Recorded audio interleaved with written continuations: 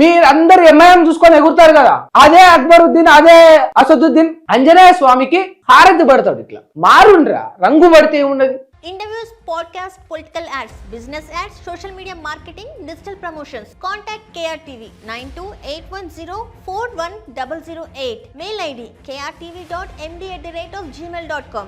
దేశంలో మనం చర్చించాల్సిన విషయాలు, అంశాలు చాలా ఉన్నాయి.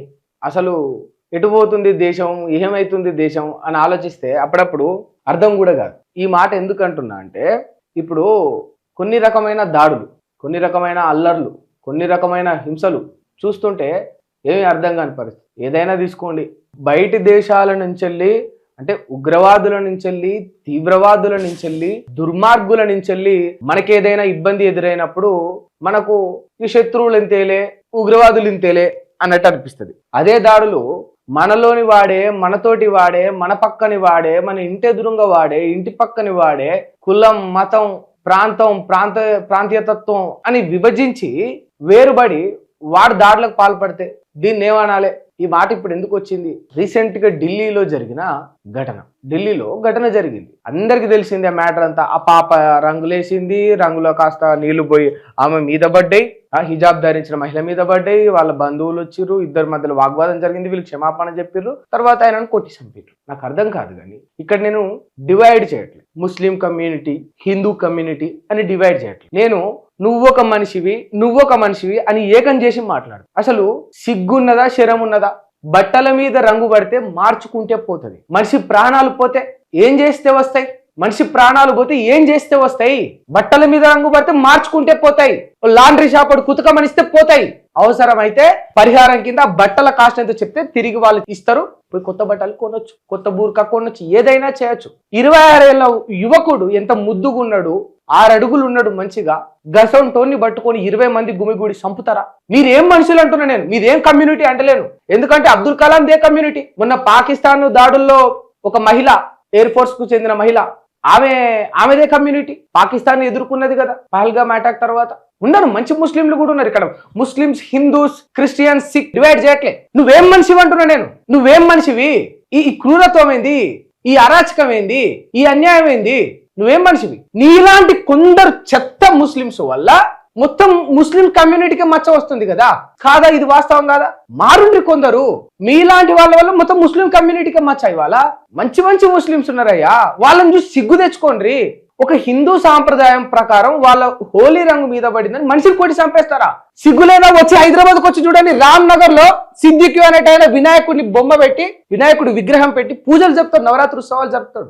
మీరందరూ ఎంఐఎం చూసుకొని ఎగురుతారు కదా, అదే అక్బరుద్దీన్ అదే అసదుద్దీన్ ఆంజనేయ స్వామికి హారతి పడతాడు. ఇట్లా మారుండ్రా, రంగు పడితే ఏమున్నది? ఒక చుక్క నీరు చిరిమినందుకు, ఇంత బొట్టంత రంగు పడ్డందుకు మనిషిని కొట్టి చంపేస్తారా? ఏడ బ్రతుకుతున్నాం మనం? పాకిస్తాన్ లో ఉన్నామా, బంగ్లాదేశ్ లో ఉన్నామా?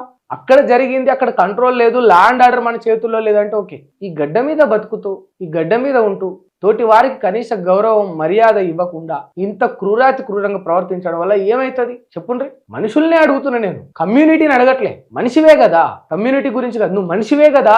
కొందరు పోయి ఇప్పుడు ఇల్లును కూల్చారు. ఏం ఇల్లులు కూలుస్తారు మీరు?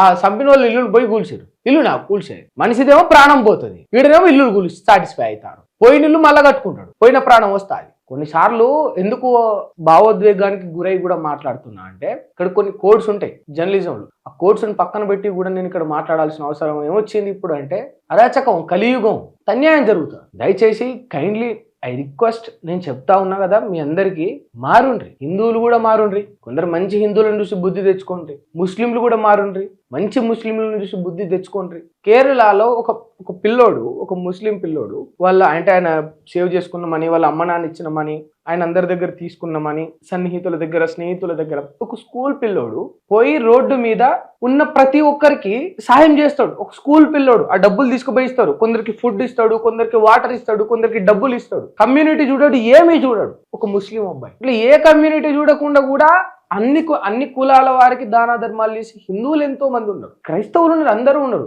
ఒకరిని చూసి మీరు మంచిగా మారాలి. మీ తోటి వ్యక్తిని చూసి మీలో మార్పు మంచిగా రావాలి. కానీ ఇదేంది పక్క దేశం వాళ్ళని చూసి వాడిని చూసి వీడిని చూసి చెడిపోయేది. అక్కడ జరిగిన సెనారియో గురించి మనం డిస్కషన్ చేస్తే రంగే పడిందమ్మా, ఇంట్లోకి వెళ్ళి మార్చుకోవచ్చు. పసి పిల్లలు ఒక 11 ఏళ్ళ బిడ్డకి ఏం తెలుస్తుంది? ఎవరి మీద వేయాలి, ఎవరి మీద వేయొద్దు, ఏం చేయాలి? గాడిదలో పెరిగినోడికే పండుగలో ఏం అర్థం కాదు. అది ఎవరికైనా సరే, ఏ కమ్యూనిటీ వాడికైనా సరే, ఆ వాతావరణంలో ఎవరికి అర్థం కాదు. అలాంటిది ఆ 11 ఏళ్ళ పాపకి ఏం అర్థమైంది చెప్పండి? కనీసం విజ్ఞత లేదు, బేసిక్ సెన్స్ లేదు. వాళ్ళు క్షమాపణ కోరితే మనుషులు కొట్టి చంపేస్తారా అన్నయ్య? నాకు అర్థం కాదు. కానీ ఏడ బ్రతుకుతున్నాం ఇప్పుడు? అక్కడ ఏమైంది? రంగులు పడ్డందుకు, ఒక ముస్లిం వ్యక్తి మీద రంగులు పడ్డందుకు వచ్చి వాళ్ళ కుటుంబ సభ్యులంతా వచ్చి ఆ ఎవరైతే హిందూ ఫ్యామిలీ ఉన్నారో అందులో ఒక 26 ఏళ్ల వయసు గల వ్యక్తిని, తరుణ్ అనే వ్యక్తిని కొట్టి చంపేసింది. నిజంగా హోలీ సెలబ్రేట్ చేసుకున్న ముస్లింలు మస్తు మంది ఉన్నారు ఈ దేశంలో. మీలాంటి సిగ్గుమాలిన వాళ్ళ వల్ల మంచి ముస్లింలకు కూడా మచ్చే కదా ఇప్పుడు కాదా? వచ్చి రంగులు పూయించుకున్న ముస్లింస్ ఈ దేశంలో ఎంతో మంది ఉన్నారు. మాతోటి సెలబ్రేట్ చేసుకున్న వాళ్ళు కూడా ఎంతో మంది ఉన్నారు. ఇప్పుడు వాళ్ళ మొత్తం కమ్యూనిటీకే మచ్చ కదా. ఎందుకు అంటే రీజన్ అట్లా ఉన్నది. మేము హోలీ సెలబ్రేట్ చేసుకోం, మా హిజాబ్ మీద రంగు పడ్డది, మా హిజాబ్ మీద వాటర్ పడ్డాయి అంటే మార్చుకోవచ్చు మనం బుర్కా, ఉతుక్కోవచ్చు మనం బట్టలు. చంపిండ్రు కదా 26 ఏళ్ల వయసు గల వ్యక్తిని. తీసుకురండి చూస్తా. ఇవాళ మీ ఇల్లుని గొలగొట్టిరు అందరూ, ఆర్ఎస్ఎస్ వాళ్ళు, హిందువులు అందరూ పోయి కట్టేయచ్చు మళ్ళీ ఇల్లు. పోయి నా ప్రాణాన్ని తీసుకురండి. ఉన్నదా మీ కాడ? ప్రాణాన్ని తీసుకొచ్చే అవకాశం ఉన్నదా? సిగ్గు లేకపోతే సరే, బుద్ధి లేకపోతే సరే. ఇక్కడ ఒక మనిషిగా మానవత్వంతో మాట్లాడతాం. నిజంగా అంత అన్యాయం జరిగిందన్నప్పుడు, అంత అరాచకం జరిగిందన్నప్పుడు చేయాలి. కానీ ఊరికే మనుషుల్ని చంపే మార్గాన్ని ఎంచుకుంటారు. ఎట్లాంటి వ్యవస్థలు బ్రతుకుతూ ఉన్నారు?